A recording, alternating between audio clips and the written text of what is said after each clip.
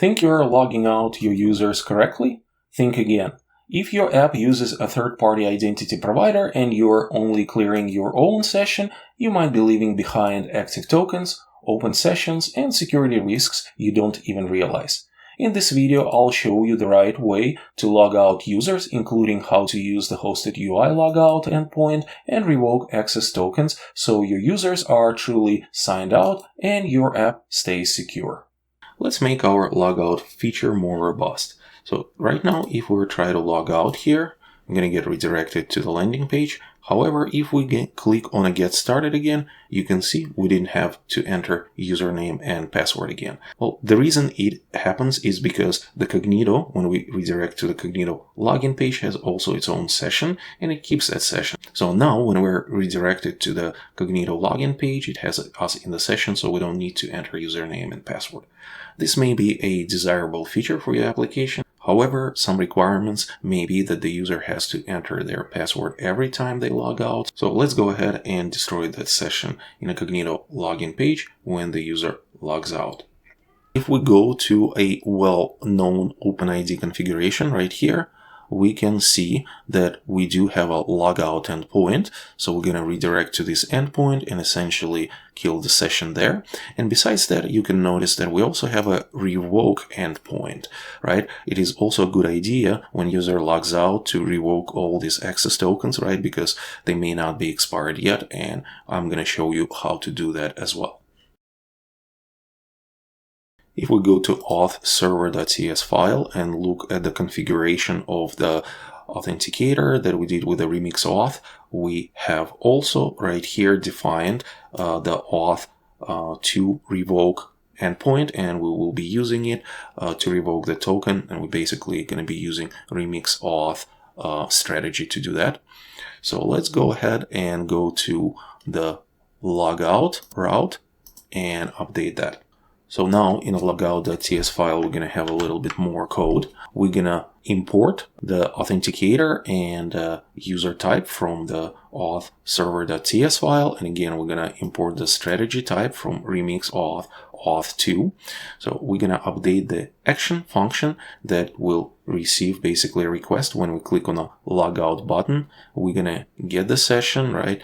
Check if we have the user in the session, right? Then we're gonna use the strategy, the Cognito auth strategy. This is the only strategy that we have basically.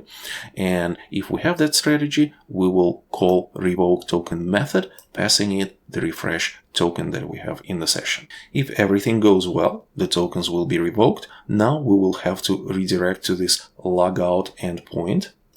In order to do that, we're attaching to Cognito domain /logout. However, we need to have some URL parameters here. So we're going to have client ID, which we're going to get Cognito client ID from the environment variable, and logout URI. We encode URI component, and the logout URI will be auth logout route. Basically, it's going to be this file, all right, the same route. And we're going to ask Cognito after when we hit that logout URL and the session will be destroyed, please redirect us back to this logout.ts file, and this redirect will be a get redirect, and therefore we have a function right here, loader. So the redirect request will hit the loader function. In this function we'll get a session, right? And then we're going to be redirecting to the landing page, and we're also going to be destroying our own session. So now when a user clicks on get started, the session will be destroyed, obviously, and they'll have to log in back. Let's go ahead and check if it is working. So let me go ahead and log out. And it took a little bit, so it says invalid request. And the reason this is happening, Cognito is not redirecting us to the logout URL, which is correct, is because we didn't specify that this logout URL is allowed. So let's add this logout URL to our Cognito user pool, so Cognito knows that it's okay to redirect to this URL. So let's head back to the Cognito user pool.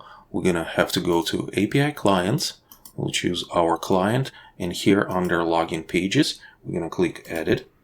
And you can see we have allowed callback URL, right? It filled out as a auth callback in our application. However, there is a section allowed sign out URLs. And what you can do, we can add the URL right here and just be sure it's HTTP, right? Because we don't have HTTPS protocol locally. We can add this logout URL, scroll all the way down, click Save Changes. Now this URL should be working. Let's go ahead and do another test. Now we're gonna go back to the application on the local host 5173. Looks like again we have a little bit of a invalid grant error, right? Because we still have the session and it's still mingling. So let's go ahead and clear the session. Okay, we're gonna go click on inspect, select the application, and we're gonna delete this session again. We can go ahead and refresh.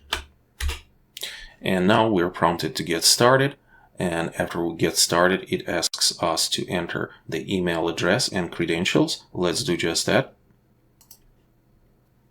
And as usual, it prompts us with the authentication code. Let's enter it. All right, after entering the code, we click sign in and we are signed in.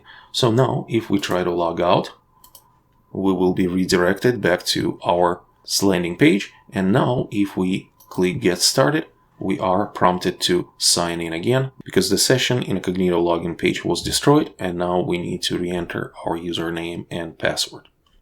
Now that you know how to properly log out your users from an app that uses a third-party identity provider, please check out React App Authentication with Amazon Cognito MFA and Social Login video to take your authentication to the next level.